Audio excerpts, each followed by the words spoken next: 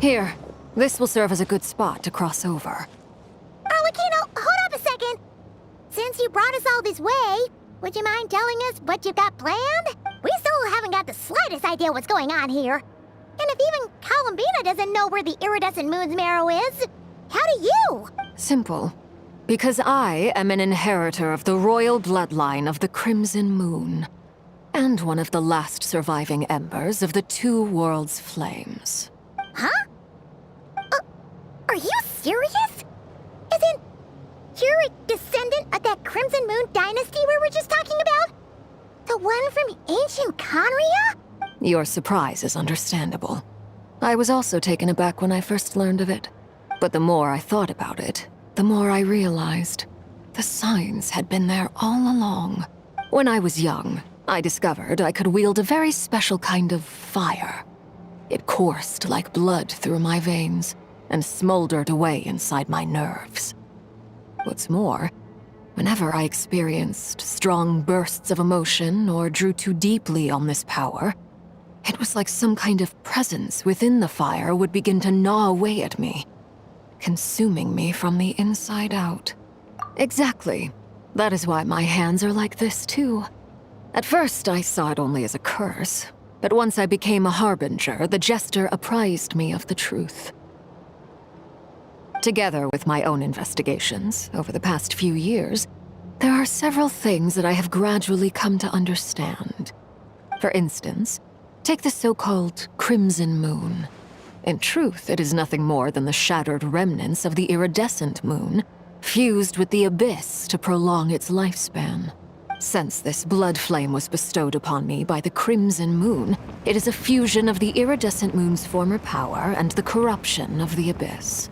You all understand the nature of the abyss well enough. I draw upon its power, and in return, it hungers for my soul. This strange blackness is the mark of corruption it has left behind. If I recall correctly, you once told me that if the corruption ever made it to your heart, you'd become a completely different person. Yes, and that's the reason I'm always careful not to push my power too far.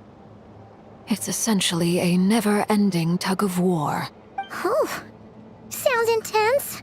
Anyway, the rest of my story can wait. Is there anything else about the Crimson Moon or the Iridescent Moon that you're unclear about? Paimon has a question. So, the Crimson Moon that the Carians used to worship was actually the Iridescent Moon, right? Which was one of the three Moon Sisters. Does that mean that the Carians were to the Crimson Moon as the Frost Moon Scions are to the Frost Moon? So much of that history has been lost. We have no way of knowing exactly what they were like. But I would suspect that the Conrians weren't as devout in their moon worship as it might appear. The iridescent moon's remains simply served as their link to the abyss. Later on, perhaps someone discovered a way to make direct contact with the abyss. Or maybe there was some kind of ideological divide. Either way, a dissenting faction staged a coup and drove out the royal heirs of the Crimson Moon dynasty. Still, even with the dark sun looming high overhead, the Crimson Moon's glow never truly faded. If you want living proof, it's standing right before you. The first time we met, I sensed something familiar in your presence. When I looked at you, I felt I could see that mysterious red moon in the corner of my eye. In your flames, I saw its broken image, surrounded by a strange black aura. Well, I appreciate that you kept it to yourself. Much about the Crimson Moon is still a mystery, and I'd prefer not to end up as the object of an insane research project. Anyway, time is against us here, so if there's any other questions, they'll have to wait. I just want to make sure I've got one thing straight. In her letter, Sandrone mentioned that since you are unable to contain the iridescent moon's marrow yourself, you intend to leave it in my custody, correct? That's right. For now, it's the only way I can pay you back for your help. The iridescent moon is already part of who you are. So with its marrow in your possession, you'll be even more powerful than before. Deal. Then let's get started. Get what started? What does this place have to do with the Crimson Moon? When I first became a Harbinger, the Jester gave me a book called Paranhari, also known as Leobranto Inamorato. You should be able to buy a copy next time you're in Fontaine. It's a love story set in the Crimson Moon era. But setting aside the tangled romances of its characters, it also records a few interesting details. In the Crimson Moon era, or so the story goes, there was an orphanage that received children from beyond the bounds of this world, and subjected them to a peculiar induction ceremony. Beyond the bounds of this world? For real? And what kind of induction ceremony? The Crimson Moon sages looked beyond this world for beings with powers that surpassed the gods. But fearing they might lose control, they subjected these children to a process of refinement. They made these children crawl up a fireplace and kept asking them, "Have you died? Did you see it?" Until they finally admitted to having died and seen a crimson moon. The adults embraced the children who passed the ritual, telling them, "Within the fireplace, you have traversed the flames between two worlds. Here and now, you are born anew." The book leaves much unsaid, but I suspect that this was their way of branding the children they had enrolled, leaving an indelible mark upon them so that they would forever live in the Crimson Moon's light. That explains why I can't sense the Crimson Moon's marrow in this world. It makes sense that it would be sealed in a special space that can only be accessed temporarily through some kind of ritual. But there's no fireplace here. Do you see a chimney anywhere? Oh, are we supposed to build it ourselves? Okay, fine. Paimon will go find some bricks. That won't be necessary. The fireplace is purely symbolic. The key to the ritual is crossing the flames between two worlds. In other words, the flames that burn within me. Those burned away by such flames leave behind a kind of ghostly afterimage in the world. In the days of Conria, people believed they could be used to bridge the gap between the two worlds of life and death. In short, I can open a passage to that space for you. That's the easy part. The catch is I'll need to stay on this side to keep the passage open, so I won't be able to come with you. Once you're inside, you'll have to find your own way. Very well. Then I'll open it up. Traveler, spare me a little more moonlight if you would. I may need it.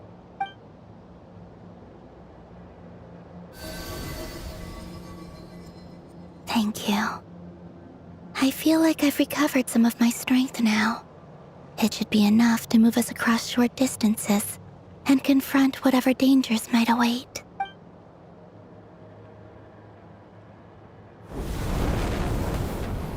Mistress of the seven hues of ages past, great mother of the present, crimson-clad sovereign of the two realms, by fire severed, by fire renewed, I offer myself now and beseech your descent.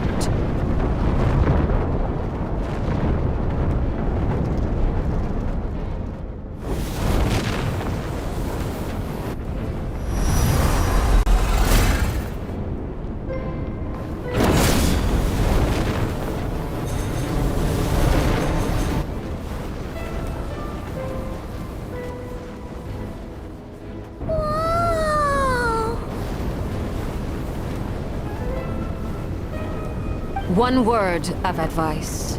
As you're crossing over, no matter what voices you hear, do not answer. Got it. I sense a sinister gloom inside, but also the familiar light of the moon. I feel that I am about to meet an old friend who has changed beyond all recognition. All right, let's go.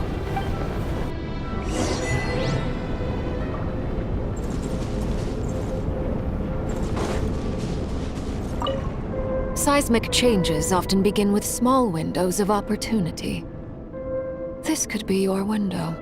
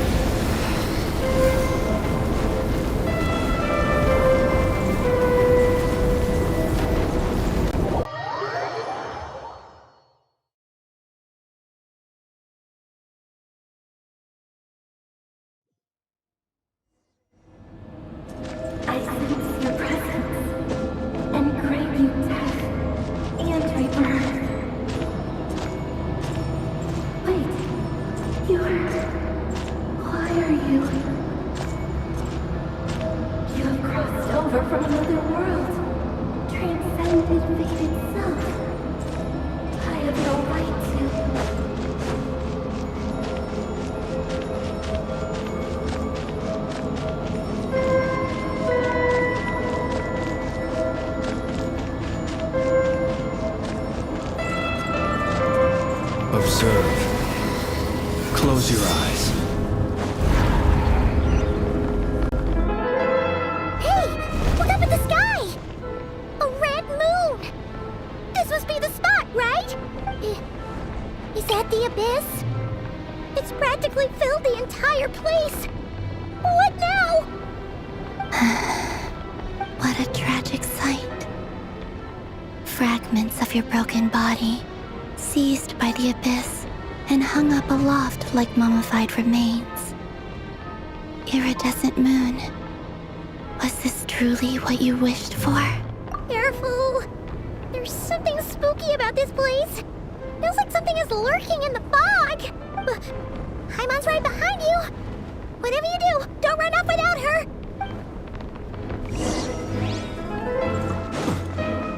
By the way, Columbina, didn't you tell us that the iridescent moon had shattered into pieces? The moon up there looks pretty whole to Paimon. How is that possible?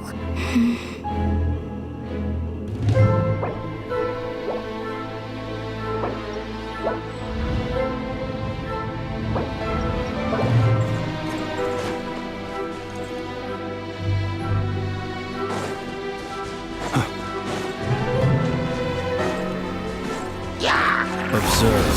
Close your eyes. To dust. Be silent. Chew on this!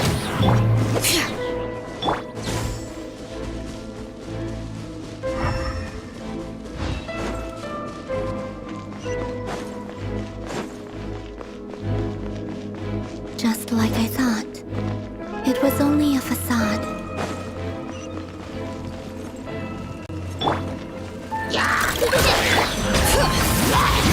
Wind strike! Observe.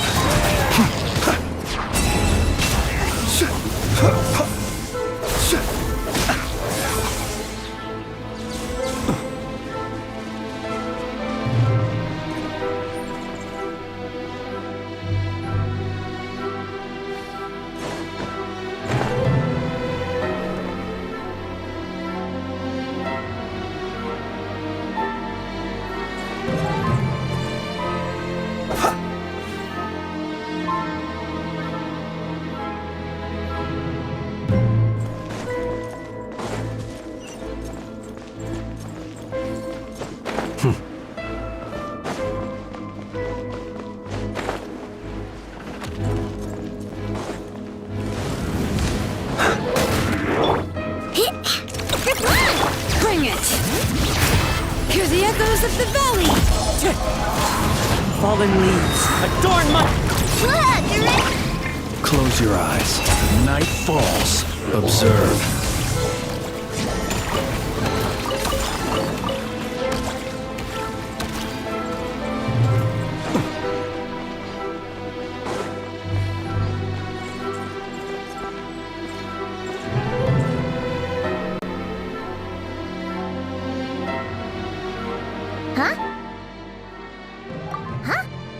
hill?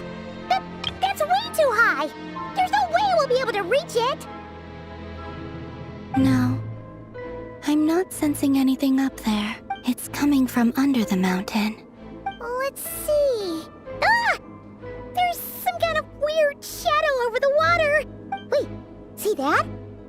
Looks like a mechanism of some sort. Let's check it out!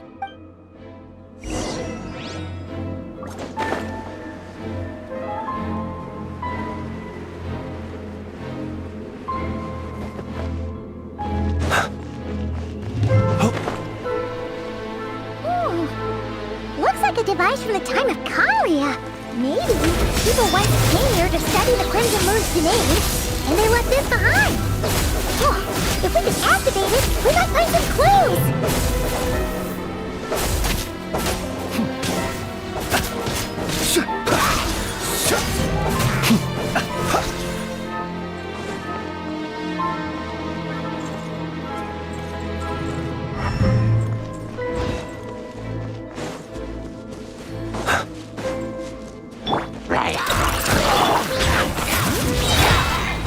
The wind knows me. Close your eyes.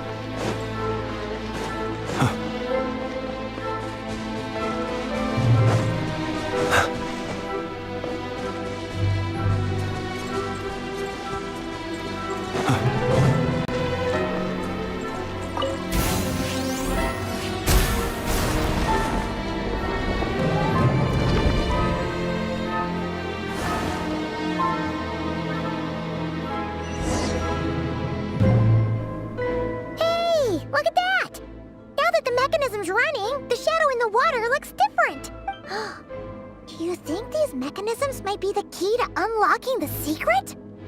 Let's try to find more of them! Felindis, we'll leave the rest of the research in your hands. We'll be heading back now.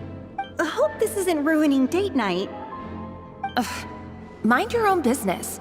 Just leave me some snacks on the table. Felindis? Is that Rerir's girlfriend? How come we're hearing her voice here? Oh yeah! So, do you think she was studying this strange space all along? The Abyss has made this space extremely unstable. Maybe that's why some of the things she said and did were preserved here. Like echoes. Or after images. Whenever I see this view, it takes me back to a poem from my childhood. Waning moon, oh lifeless damsel, weeping on the mountain crest.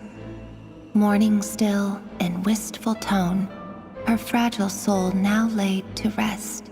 For me, of all people, to be here investigating the mysteries of the Crimson Moon space. Is it a coincidence? Or something more?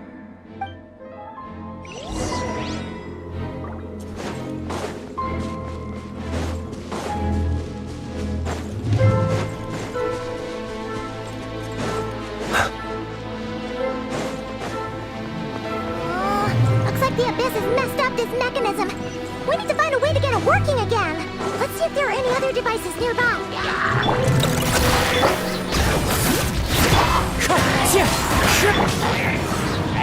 Be silent. Observe. To dust.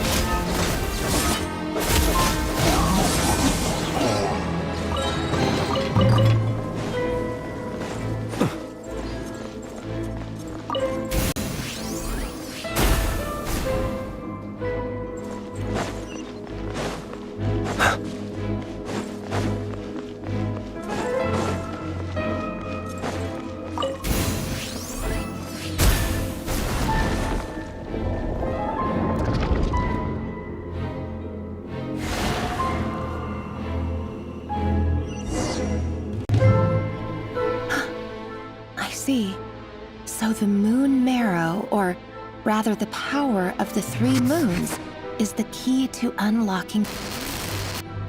If it really does exist, then maybe this madness can finally be put to an end.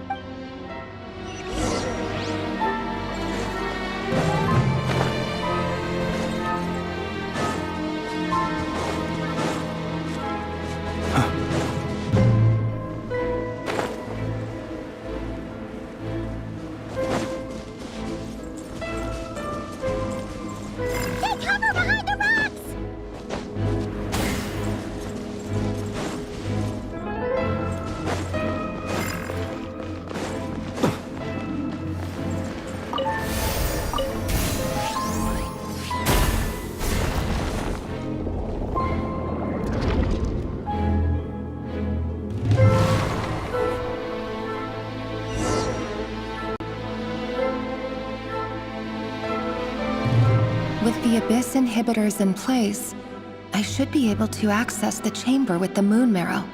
Oh, Rerir, with every step you take, you're drifting further from what you truly desire. But you're not the root of the problem.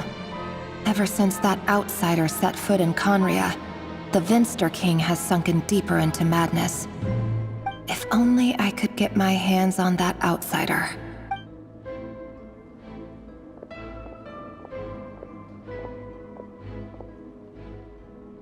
Hey look! The moon's reflection is back to normal! Elendis' voice mentioned a chamber with the moon marrow. Do you think maybe it's hidden in the moon's reflection? It must be. For within it, I sense the fragile aura of a dying soul. Then there's no time to lose! Let's go!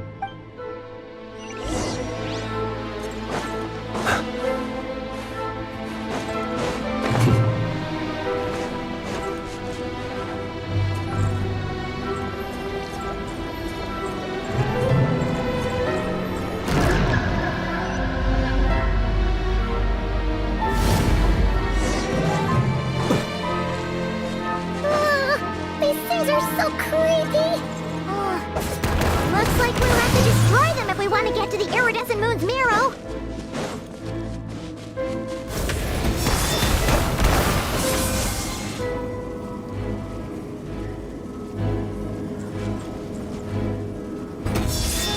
That must be the iridescent moon's marrow!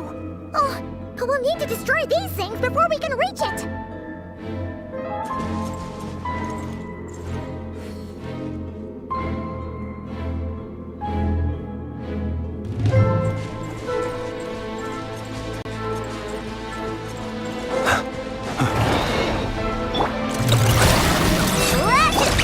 One with wind and cloud! Let the mountains face! The night cometh. Be silent.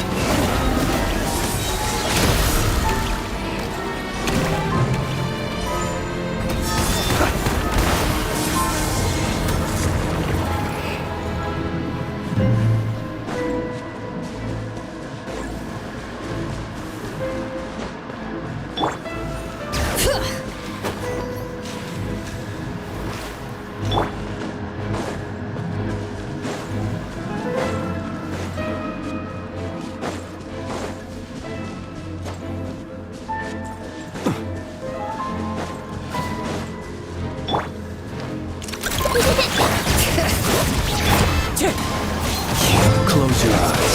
Observe.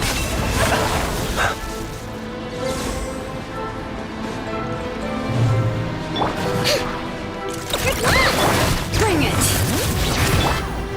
Into the wind! Close your eyes. Be silent. Night falls. We're so close!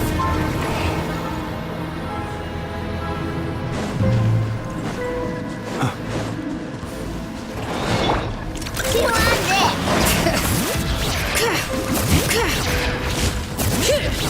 Let engraved names echo! Look, you're in! One with nature! Clouds high. The bird? Observe. Be silent.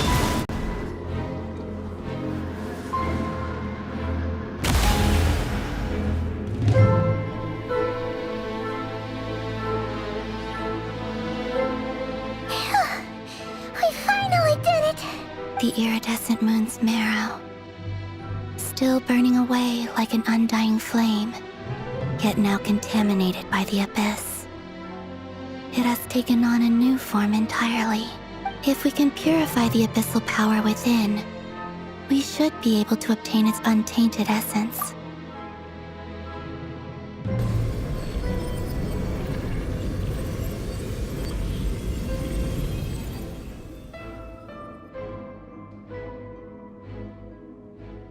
It's so cold.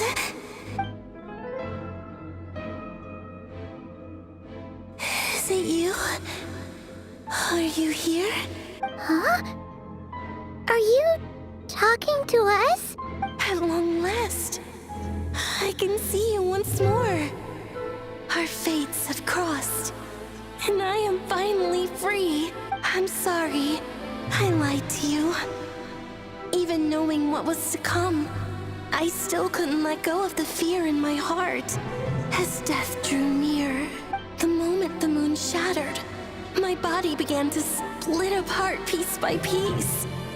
Like I was being cut into pieces by 1,000 blunt blades.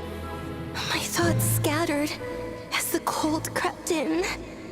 But I could not bear to fade away like that. Tell me, what was it that brought you to us all that time ago? If only I had possessed your courage, then I might have been spared this torment more painful than death. You look so puzzled. That's how I felt too when I first saw you.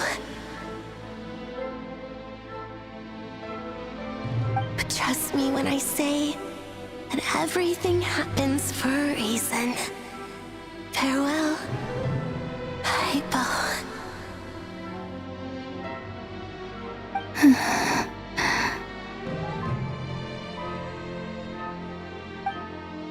What was that all about? Was that the goddess of the iridescent moon? Oh.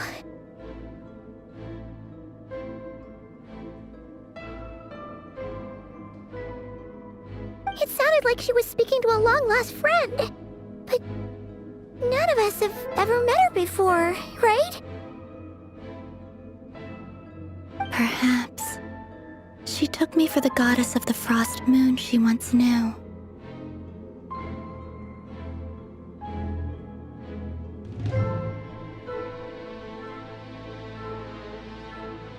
For a fading soul like hers, our auras must be too similar to tell apart. But anyway, we've got the iridescent moon's marrow now. That should help you regain your strength, right? Alright, time to leave this place and meet back up with Arlecchino. Let's go!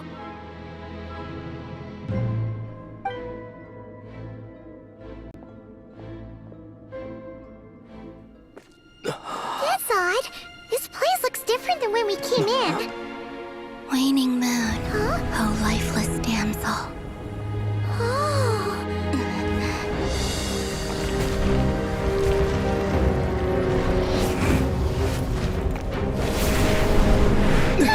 Hurry! The place is collapsing!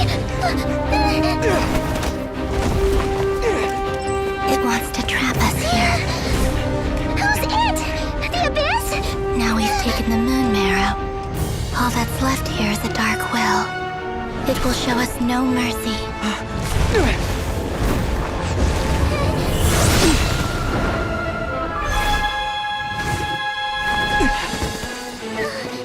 Give it back! The crimson moons! My marrow! My heart!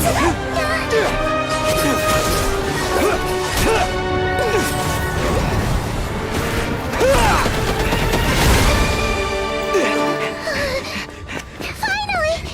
Huh? Oh no! The exit's blocked! They're back! Now what do we do? This is where you fall. Witness my rise. Hey, it's... What are you waiting for?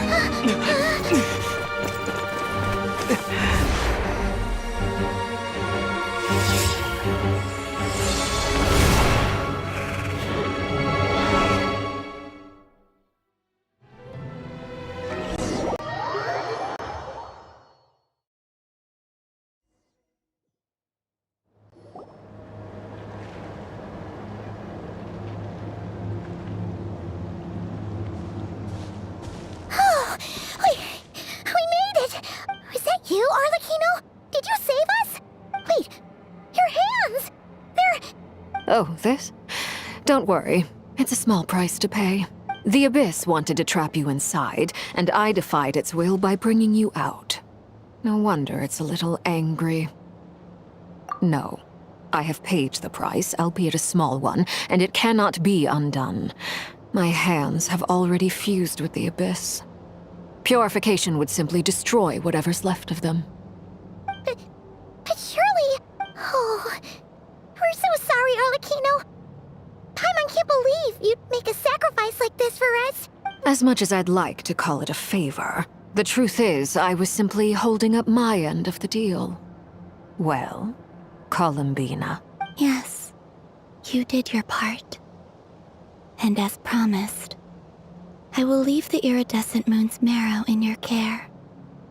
From this day forth, may the two worlds' flames burn ever more brightly.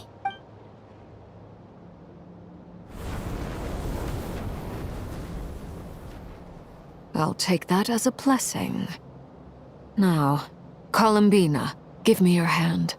Accept this moonlight I offer in return.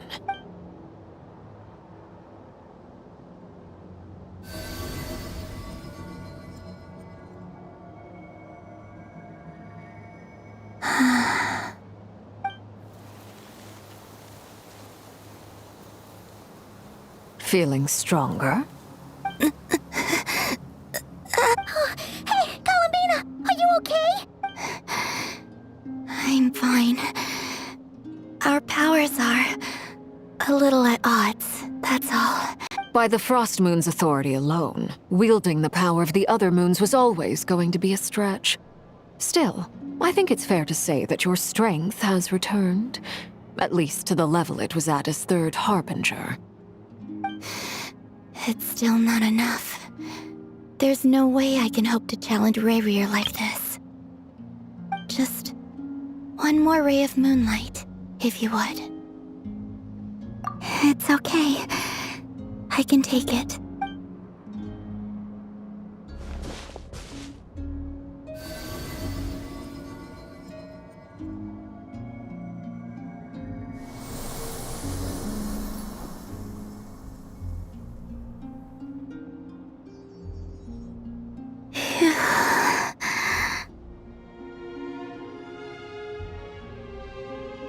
How about now? Fighting fit? At the very least, I won't have to stay hidden like before. I want to see him gone from Nod-Krai. The Rerir of Solnari and his wild hunt must be sent back where they belong.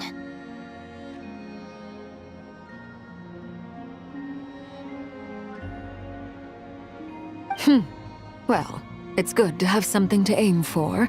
You certainly seem more alive now than you did earlier. When I first met you, you didn't strike me as a ray of moonlight.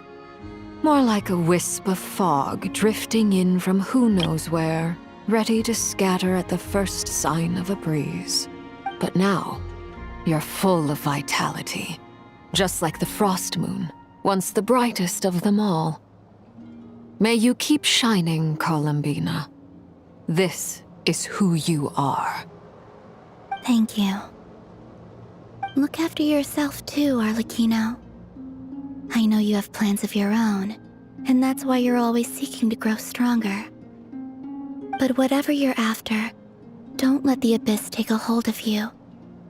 I do not wish to see you go down the same path as Rerir. I appreciate the concern, Columbina.